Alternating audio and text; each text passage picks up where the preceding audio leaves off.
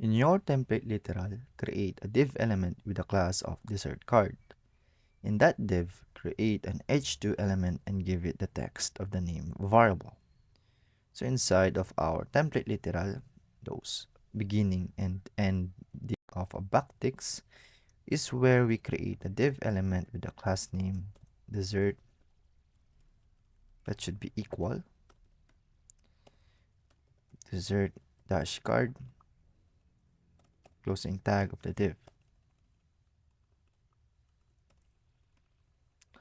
And inside of it is where we input the h2 element h2 in the closing tag of the h2 element, and we input here the name, but that is incorrect. It says to give it to the text of the variable name. So we are able to achieve that with the use of string interpolation. So that is achievable by declaring the dollar sign and then the curly braces.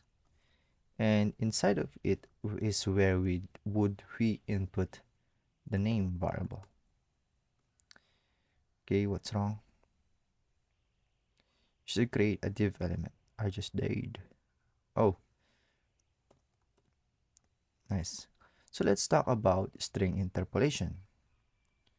So we have here the string interpolation is defined as but not limited to allowing us for inserting a value. So the dollar sign in the curly braces would be the string interpolation.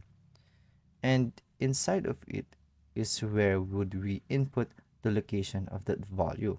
In our case, that would be the name variable. So if we input the name variable inside of here, that would mean we are inserting the value of the variable name in this exact position where it is located in the h2 element. Nice.